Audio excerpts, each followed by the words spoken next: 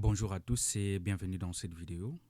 Aujourd'hui, nous allons devoir parler de la ville de Uvira qui est depuis plus de 4 jours en paralysie totale. Et la cause étant la nomination d'un général répondant au nom de Gazita comme étant le chef des opérations chargé de protéger la ville contre les M23 sur cette partie du territoire congolais. Alors, si cette nomination paralyse autant et suscite autant des réactions sur la scène même nationale, je dirais, c'est parce que, premièrement, du côté de la société civile de l'Uturi, la population de l'Ituri et également les Ouazalendo accusent ce général d'être un complice ou de travailler avec le Rwandais parce que il aurait quitté la ville de Goma 3 jours avant l'arrivée ou sinon la chute de cette ville et qu'en plus de cela, il est soupçonné vraiment de collaboration avec les Rwandais. Mais du côté de l'armée, on affirme que ce général, c'est parmi les braves de l'armée, c'est parmi les gens sur qui on peut compter et que c'est la raison pour laquelle on a eu à le nommer pour prendre ces responsabilités-là afin de défendre cette ville. Alors, par rapport à la situation, moi je dirais ceci. Premièrement, du côté du gouvernement congolais, je pense qu'il y a quelque chose que l'on doit éviter, de diriger par défi. On ne peut pas diriger un pays par défi ou sinon diriger une région telle que celle-là parce que, premièrement, il n'y a pas l'autorité de l'État sur cette partie. À Ituri, il n'y en a, à Uvira, il n'y a pas vraiment l'autorité de l'État. Et même pas, s'il faut parler aussi de l'Ituri, c'est pareil, il n'y a pas l'autorité de l'État sur ces parties-là. Donc ce sont des zones vraiment fragiles sur lesquelles les gouvernements, avec un peu de sagesse, devraient normalement s'appuyer sur la loyauté de la population qui ne doit pas collaborer avec l'ennemi et qui doit faire front pour lutter contre ces ennemis-là. Alors, par rapport à la situation qui se passe, je crois que la population d'Ouvira sait ce qui se passe du côté de l'Est de la République démocratique du Congo, dans des villes où les M23 ont eu à prendre contrôle. Alors, dans ces villes-là, il y a des exécutions sommaires, il y a des crimes qui se commettent tous les jours. L'insécurité, n'en parlons pas. Alors, ils ne veulent pas vivre de cette situation-là. Raison pour laquelle ils ont décidé de décréter des grèves, de décréter des villes mortes partout dans leur ville pour protester contre cette nomination-là. Alors, pour moi, je dirais, si des gens qui sont là décident de boycotter pour la première fois, je dirais, d'ailleurs, cette situation, je pense que ce n'est jamais arrivé, que la population d'une ville, la population d'une région puisse rejeter un général. Et d'ailleurs, ce n'est pas seulement un rejet basé sur le plan ethnique ou sinon sur l'appartenance géographique de la personne. Parce que si c'était le cas, on devrait parler d'autre chose. Mais ils ont dit que c'est un général qui n'inspire pas confiance.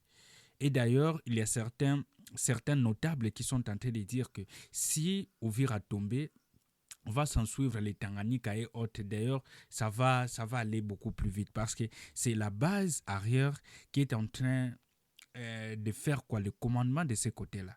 Quand il faut parler de cette partie du territoire, que ce soit de l'Ouvira, que ce soit de l'Ituri. Il y a d'ailleurs une vidéo dans laquelle j'ai vu les Ouazalendo en train de donner une conférence de presse disant qu'ils sont en train d'assurer même la police de la ville parce que lors de leur arrivée, pour venir, lors de leur repli et s'organiser pour attaquer le M23, ils sont venus trouver la ville sans défense. Il n'y avait plus de FRDC, il n'y avait plus des policiers et tous, ils étaient partis pour certains du côté de Burundi pour aller se réfugier de ces côtés-là.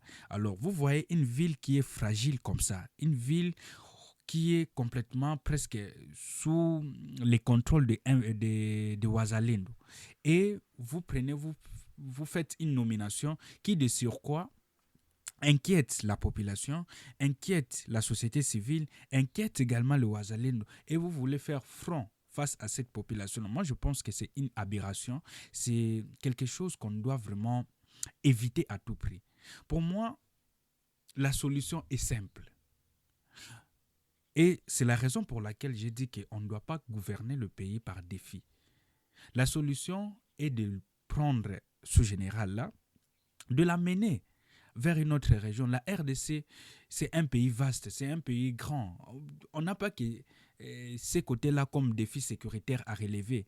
Et les Congolais, il doit être reçu partout. Si d'un côté, on n'inspire pas, il n'inspire pas vraiment confiance et que vous estimez que c'est quelqu'un qui vous inspire confiance au niveau de la hiérarchie militaire et politique, je pense que la moindre des choses, c'est d'éviter qu'on aille à une confrontation et à une division, parce que si cela arrive et que le M23 attaque, êtes-vous sûr, les autorités politiques et militaires, que cette ville-là ne va pas tomber, puisqu'il y a déjà des divisions en interne. Encore hier, il y avait déjà des affrontements entre les FARDC ainsi que les Ouazalènes. Certaines personnes diront que non, les FARDC sont en train de prendre une part importante et qu'ils sont devenus incontrôlables. C'est vrai, dans une moindre mesure, oui. Parce que le gouvernement doit assurer aussi le contrôle de ces Ouazalènes, de ces patriotes qui se battent contre l'agresseur extérieur. Que le gouvernement puisse aussi se rassurer que demain après demain, ces Ouazalènes-là ne puissent pas constituer un nouveau problème, un nouveau défi à relever. C'est ça, en fait. Mais à la situation actuelle, à l'heure actuelle, je pense qu'on est d'ailleurs l'un des rares pays où nous avons beaucoup de généraux. Parce que les généraux sont souvent nommés, pour certains, par appartenance ethnique, pour d'autres. Donc, on a des réseaux parfois extra-militaires qui font en sorte qu'on puisse nommer des généraux. Mais quand cela ne tient, on a plusieurs généraux qui peuvent assurer cette mission-là. Le général Gazista n'est pas Jésus, qui pour la religion chrétienne était le seul à sauver l'humanité. Non. Nous avons plusieurs généraux. La moindre des choses pour apaiser les esprits, pour apaiser la situation, c'est de nommer un autre général, de prendre celui-là et de le mettre à un autre endroit ou dans une autre ville ou une autre région militaire. C'est beaucoup mieux et cela va rassurer la plupart des personnes. Parce que la raison qui est donnée par rapport à tout ce qui se passe, c'est une raison, premièrement, de protection de la ville, des garanties de la sécurité. Alors, si ces situations-là persistent et que du côté de l'armée, du côté du gouvernement, ils trouvent que c'est se subordonner aux Ouazalènes, c'est se subordonner à la population, je pense que diriger le pays de cette manière-là par défi, c'est quelque chose qui va entraîner la chute et à la fois du régime et à la fois de l'armée, et nous allons encore revenir 30 ans, 40 ans en arrière. Et c'est quelque chose qu'on ne veut pas, c'est quelque chose qu'on ne veut pas vivre. Il est temps que le gouvernement, que l'armée puisse prendre des responsabilités et réfléchir nation et non pas réfléchir du point de vue supériorité ou sinon qui a plus de pouvoir, qui décide ou quoi que ce soit.